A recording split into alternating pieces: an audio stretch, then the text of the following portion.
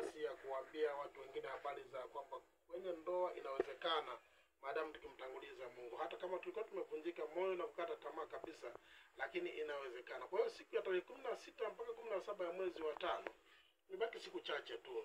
Wakazi wa wilaya Mbalali tuko pamoja nanyi huko, tutaongea mengi na kipindi kitaruka kupitia Radio Baraka. Tutakuwa tutaungana na wasikilizaji wengine ile usiku.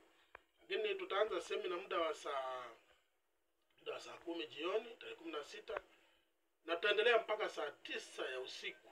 Hata kama tutakuwa na mapumziko kidogo, lakini tutakuwa na mambo mengi. Tunaamini Mungu atatenda miujiza. Tutafanya maombi kwa ajili ya ndoa, na wale ambao watakuwa mbali kwenye wilaya zingine au mikoa mingine watakuwa wanatupata, basi tutashiriki pamoja nao kwa njia ya simu. Lakini kama alivyotangulia kusema ndugu yangu Imani ya Nyigulile mtangazaji, kwamba tutakuwa na vitabu. Walio wengi sasa kutoka huko Mbalali mmekuwa mkiniuliza vitabu na vipataje.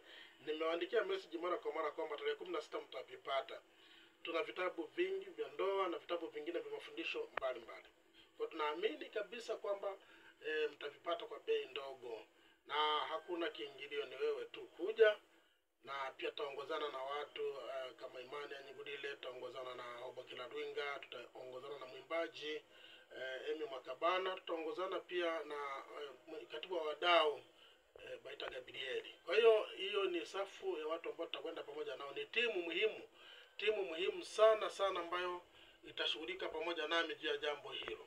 Tumejipanga kwa mzigo kamili kwamba tufike hapo Mbalali. Tulianza Makongorosi na sasa ni zamu ya Mbalali.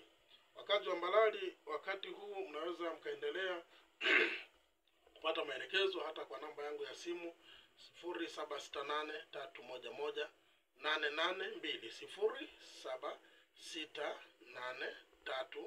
0768311882.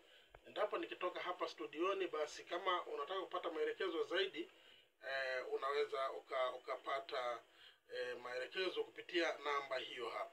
Naamini tutashirikiana na tutaendelea kuiombea, kikubwa zaidi kuiombea siku hiyo ili iwe siku njema na Mungu akujalie sana. Tumejipanga kisawa sawa.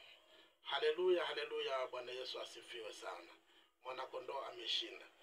Sasa baada ya hapo nataka tuingie moja kwa moja kwenye kipengele cha somo letu la leo ambalo bado tunaendeleza safari ya maisha ya kiroho. Kumbuka usiku kila siku saa 8 mpaka saa 9 tunaungana kwa somo la safari ya maisha ya ndoa. Lakini jioni kama hii, muda kama huu, kila siku kama hii hapa, tunakuwa na somo la safari ya maisha ya kiroho. Bado niseme ninamshukuru Mungu sana. Nilianza safari ya maisha ya kiroho tangu nikiwa kijana mdogo, na bado lazima ninawiwa kuambia wengine juu ya habari za safari hii ya kiroho na changamoto zake. Kama tujuavyo, safari ya kiroho ni mwendo wa mtu binafsi wa kumtafuta Mungu, kujua mapenzi ya Mungu na kuishi maisha yanayompendeza. Safari hii inaanza pale tu mtu anapomwamini Yesu Kristo kama Bwana na Mwokozi wa maisha yake. Hiyo ndio tunasema ameanza safari ya kiroho.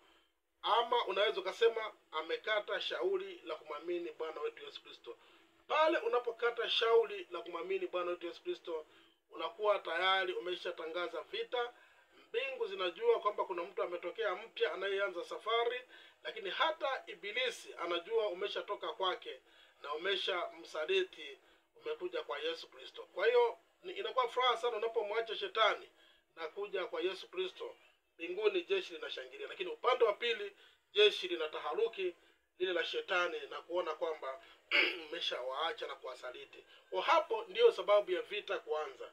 Vita inaanzia hapo, na pengine utakuta vikwazo vingi katika safari, na unaweza ukashinda tu ni kwa maombi na kwa damu ya Yesu Kristo na kwa ushuhuda. Katika kitabu cha Injili ya Yohana sura ile ya 14 mstari ule wa 6. Injili ya Yohana sura ya 14 mstari wa 6. Maneno yanasema, mimi ndimi njia, kweli na uzima. Mtu haji kwa Baba ila kwa njia yangu. Safari mara nyingi inakuwa ipo kwenye njia. Mtu anapotembea anakuwa kwenye njia. Hata kama unaenda mji mwingine wowote, unatoka mji fulani kwenda mji mwingine, utauliza njia ya kule ikoje? Njia ile imepita wapi? Nitapitia wapi? Sasa unapouliza hivyo, hiyo ndio njia sasa ambayo unaitafuta na unaweza ukafika kwa kupitia njia hiyo. Sasa njia ya kwenda mbinguni ni Yesu Kristo, na sio kwamba amelala tunamkanyaga mgongoni. Tunapomwamini yeye ndiye kiunganishi. Kwa mfano tunasema kuna vitu fulani vinavyosafiri kama hivi ninavyoongea mawimbi. Kuna njia ambayo ipo kwenye redio yako na mimi nipo huku, lakini hii sauti inakufikia. Hiyo ni njia mojawapo ambayo ni channel uliitafuta ikafika hapo. Na sisi njia yetu ya kwenda mbinguni ni channel yetu ni kumwamini Yesu Kristo. Channel namba 1 ni kumwamini Yesu Kristo, kumuita kwa maombi, kumuita kwa nyimbo, kudumu katika kujitakasa. Hiyo tayari ndiyo njia ya kwenda mbinguni, na hiyo ndiyo safari hasa ambayo naishughulikia sasa. Sasa tuangalie hatua za kuzaliwa upya. Hatua za kuzaliwa upya. Hatua ya kwanza ni kuzaliwa upya kwa njia ya imani. Yaani kwa njia ya imani unapoanza kuwa na mawazo mapya sasa, hii inakuwa hatua ya kubadilishwa kutoka maisha ya dhambi na kuingia maisha mapya ambayo ni haki ambayo tunaipata kwa njia ya imani katika kumwamini Yesu Kristo. Hata hivyo ukiangalia katika Mathayo sura ya Yohana sura ya 1 mstari wa 12, hata hapo naona neno linalotuonyesha uwezo wanaopokea wale wanaomwamini Yesu Kristo. Maneno yanasema kwamba wote waliompokea aliwapa uwezo wa kufanyika watoto wa Mungu. Yaani ukimpokea Yesu Kristo tayari umeanza safari. Mwanadamu anapozaliwa anaanza na safari. Kwanza kitoka tu tumboni atanyonya, atalia kidogo, akisha kulia kidogo ataanza kujifunza kukaa, ataanza kutambaa, ataanza kusimamia ukuta, ataanza kutembea. Sasa katika maisha ya kiroho, yeyote anayenisikiliza hapo kuna namna mbili. Mwingine yupo katika hatua mojawapo, au ndo anakaa au ndo tayari anatembea au anakimbia tayari. Kikubwa zaidi ulipookoka mpaka leo, angalia safari yako ikoje. Unaendelea na safari yako hiyo salama, au pengine ulikuwa umeanza kusimama sasa umeanza kukaa tena?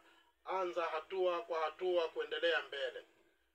Kwa wakati fulani tunaweza tukaangalia changamoto ambazo mtu wa Mungu anakutana nazo baada ya kuokolewa katika safari.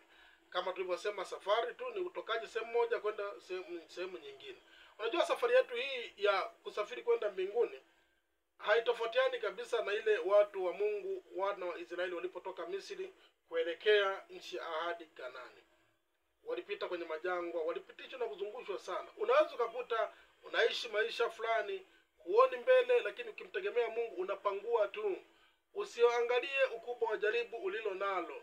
Wanaisraeli walipoangalia jaribu lao ndipo waliangamia zaidi, lakini walipopuuza jaribu walilo nalo wakaendelea tu mbele zaidi ndipo waliposhinda zaidi. Labda nilikwambie kuna kipindi walikuwa wamekutana na nyoka wenye sumu, nyoka warukao ambao pengine hata wewe na mimi hatuwajui, lakini walipokutana nao hao, Musa alipoongea na Mungu, Mungu akasema itengeneze nyoka wa shaba.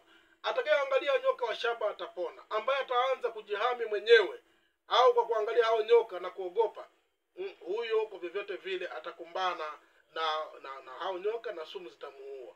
Lakini kama akiumwa na nyoka akamwangalia nyoka wa shaba alikuwa na nguvu zaidi ya kuponya. Kwa changamoto za maisha yako zisikuue kiroho. Changamoto unazozipitia zisifanye ufe kiroho. Kwa nini nasema hili? Kwa sababu walio wengi huwa mara nyingi wanakata tamaa wakati wa changamoto. Hakuna safari yoyote isiyo na changamoto, ambayo utakuta njia tu straight imenyoka moja kwa moja. Kwanza utalala usingizi sana.